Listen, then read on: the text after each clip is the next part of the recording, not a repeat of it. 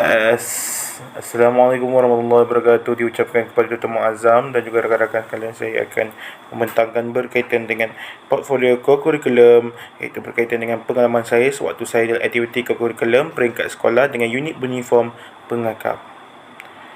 Okey, saya akan menerangkan berkaitan dengan takrifan kokurikulum, iaitu berkaitan dengan suatu program pendidikan yang bermaksud kurikulum yang kegiatannya adalah merangkumi semua pengetahuan, kemahiran, norma nilai, unsur kebudayaan dan juga kepercayaan untuk membantu perkembangan seseorang murid dengan sepenuhnya dari segi jasmani, rohani, mental dan emosi, serta untuk menanam dan mempertingkatkan nilai moral yang diingini dan untuk menyampaikan pengetahuan. Oleh itu, saya memilih unit uniform sebagai sebuah pengetahuan saya kerana uniform ini adalah satu kumpulan yang terdiri daripada gabungan keahlian dan mempunyai dasar-dasar tertentu untuk diikuti dan diperpatuhi. Uniform ini juga di sekolah merupakan satu pasukan yang wajib untuk disertai oleh murid-murid sekolah. Jadi, mengikut warta yang telah kerajaan sediakan, iaitu bertarikh pada 31 Disember 1997. Jadi saya memilih pengakap, iaitu pengakap ni adalah keunikan pengakap sebagai unit beruniform ialah menerima ahli daripada pelbagai lapisan masyarakat tanpa mengira bangsa maupun agama. Okey, di sini saya melihat menunjukkan etika pemakaian pengakap, iaitu berbaju kelabu bagi lelaki dan taing, dan harus memakai scarf dan memakai topi serta berkasut hitam. Dia beberapa ada prinsip pengakap, iaitu pengakap ini adalah perlu mengikuti beberapa kursus yang khas, iaitu bagi melengkapkan mereka bagi mendapatkan lencana, dan juga mereka juga mendabik memberi tabik dengan hanya 3 jari, ya. Itu adalah keunikan yang ada dalam pengakap itu sendiri. Okey. Jadi maknanya pengakap Scott ni sebenarnya telah berada dalam Malaysia sejak pada zaman penjajahan British lagi. Jadi ini adalah sebuah unit yang agak lama lah di Malaysia. Okey, yang pertama sekali saya telah menyertai berkaitan dengan perkemahan perdana. Perkemahan perdana ini merupakan sebuah program yang biasanya dilakukan oleh setiap sekolah, iaitu kita akan berkemah, memasang kemah dan tiduran kemah di dalam kawasan perkarangan sekolah maupun di kawasan-kawasan yang mempunyai tapak perkemahan. Jadi saya di tempat saya, kami adalah di kawasan tapak perkemahan yang disediakan oleh pihak sekolah saya. Jadi kami telah melakukan beberapa aktiviti berkemah dengan memasang kemah sebagainya.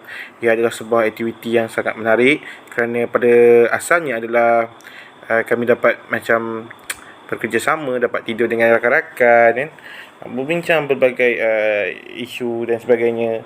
Dan ini adalah mengeratkan tetapi daripada segi mandi juga kami mempelajari bagaimana survival dalam kehidupan itu sendiri, iaitu contohnya kami makan masakan yang bukanlah masakan mak kita masak yang sangat sedap, ya. Ini adalah masakan-masakan yang kita anggap sebagai cukup untuk kita makan. Tetapi berkaitan dengan mandi dan sebagainya, ia adalah seperti kita kena mandi dalam keadaan yang agak kurang selesa. Jadi ini yang sangat membantulah untuk para pelajar untuk belajar untuk mula berdikari dalam cara yang agak paling mudah dan ringkas. Okey, seterusnya kita ada berkaitan dengan pertandingan membina gadget, ya. Okey, pada waktu ini adalah kami selama pada waktu yang sama, iaitu perkemahan perdana. Okey, sewaktu pada pertandingan ini kami ada melakukan beberapa setiap kumpulan dipecahkan kepada beberapa kumpulan, dan kami perlu membina gadget sendiri. Dan kumpulan saya telah mengambil keputusan untuk membina seperti meja kecil bagi meletak pelbagai barang seperti pinggan, mangkuk ataupun barang-barang masakan. Kami menggunakan bahan-bahan organik seperti buluh, dan juga mengikatnya dengan tali rafia, ya. Jadi dan kami semestinya kami mengaplikasikan semula pembelajaran kami berkaitan dengan bagaimana ingin mengikat, cara mengikat, teknik mengikat bagi untuk mengetatkan ataupun mengukuhkan ikatan itu bagi membentuk sebuah gadget.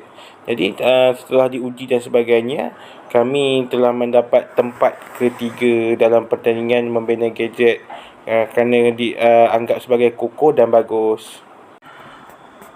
Okey, seterusnya adalah saya telah menyertai sepanjang saya berada hikmat dalam pengakap pada zaman sekolah. Saya telah menyertai jungle trekking.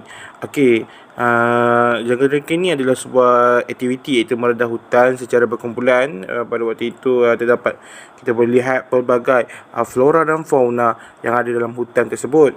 Saya pada ini kami berada di hutan Gopeng, kalau seperti yang anda semua boleh lihat, di mana hutan Gopeng ini banyaklah kehidupan-kehidupan flora dan fauna yang kadang-kadang kita memang susah untuk jumpa.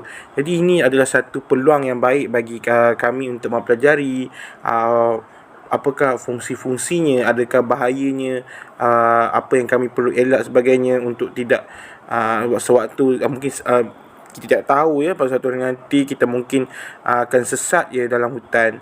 Jadi ilmu-ilmu sebegini sangat-sangat berguna pada masa-masa hadapan, insya-Allah. Okey, seterusnya kami juga terbabit dengan aktiviti night walk. Okey, aktiviti night walk dengan jungle trekking ini hampir sama, tetapi jungle trekking ini lebih menekankan berkaitan dengan hutan. Kita masuk hutan dan kita menerokai hutan tersebut dan melihat kehijauan, mungkin air terjun dan sebagainya, banyak banget tempat yang menarik. Tapi bagi night walk pula, kita lebih pada melalui beluka. Okey, beluka ni macam kawasan yang agak macam tidaklah terlampau tebal seperti hutan, tetapi masih lagi agak berbahayalah sebenarnya. Namun pihak pengurusan telah mengambil langkah-langkah keselamatan dalam menjaga keselamatan kami sebagai pelajar. Okey, dan iWalk ni lebih kepada kita memfokuskan untuk meningkatkan untuk menguji keberanian dalam diri pelajar tersebut. Okey, mereka akan berjalan, ada yang berjalan secara individu dalam gelap. Okey, ini sangatlah menguji, sangat menakutkan saya sepanjang saya dalam aktiviti tersebut. Memang saya merasa gerunlah kerana berjalan sendiri dan sebagainya. Sehingga kan pada waktu itu saya pada jalan penamat tu, saya nampak kita tembus kepada laluan di kubur Islam. Jadi saya masa tu memang rasa macam apakah kawasan yang saya lalui ini, kan? Saya dengan keadaan yang sangat gelap dan sebagainya, saya hanya mampu berzikir dan berserah pada Tuhan pada waktu itu. Jadi ini sangat pengalaman yang saya rasa bermakna sepanjang saya menyertai aktiviti dalam pengakap. Saya mengharapkan ramai lagi orang akan merasai pengalaman sebegini, insya-Allah. Okey, seterusnya kita akan ke poin seterusnya. Okey, seterusnya saya akan bercerita berkaitan dengan iaitu bertanding dalam acara memasak kemandirian hidup. Okey, suatu ini sebenarnya saya dan rakan-rakan saya perlu memasak dengan yang mudahlah, tetapi boleh dimakan dengan bahan-bahan yang mudah didapati. Ini bertujuan kemahiran memasak ini penting bagi seseorang untuk meneruskan kehidupan. Jadi masa ini kumpulan saya telah kita memasak masakan-masakan yang mudah. Contohnya seperti ikan bakar. Lepas tu kita masak sardin. Bahan-bahan yang memang kita masakan dalam din yang sangat mudah dan tidak perlu kita fikirkan teruk, mungkin tetapi kita masih lagi mementingkan rasanya itu, kerana yang perlu dimakan itu adalah orang-orang yang mungkin sudah keletihan dan sebagainya. Ini sangat penting untuk kita. Mungkin mana tahu suatu hari nanti kita mungkin sesat dalam hutan dan sebagainya, kita ada sedikit ilmu berkaitan memasak. Jadi ini sangat membantu, walaupun tidaklah sempurna, tetapi hanya mencukupi zat-zat yang ada. Jadi seperti yang dilihat dalam gambar ini, kita adalah para juri sedang mencuba makanan-makanan yang disediakan seperti dalam buluh dan sebagainya. Ini adalah hidangan-hidangan yang kami sediakan lah. Seterusnya adalah water rafting. Iaitu water rafting ni adalah sebenarnya saya dan juga rakan-rakan menjadi aktiviti ekstrim air, iaitu water rafting, iaitu permainan yang menguji mental, fizikal dan kerjasama bersama. Okey, sebenarnya water rafting ni sangat menarik dan sangat menyeronokkan kerana kita bermain dengan air dan perlu bekerjasama dalam mengayuh sampan itulah. Jadi sebenarnya kita agak mencabar apabila kami ni kena turun daripada macam air terjun lah, ke jatuh satu dan satu. Air sangat bercabar sebab kita nak kekalkan stability boat tersebut. Jadi memang ada yang boat yang terbalik dan sebagainya, itu sangat-sangat normal. Dan ini perkara yang menyeronokkan kerana kita perlu bekerjasama. Dalam masa sama kita jatuh, kan, kita bangun semula, betulkan boat. Memang sesuatu yang menarik lah.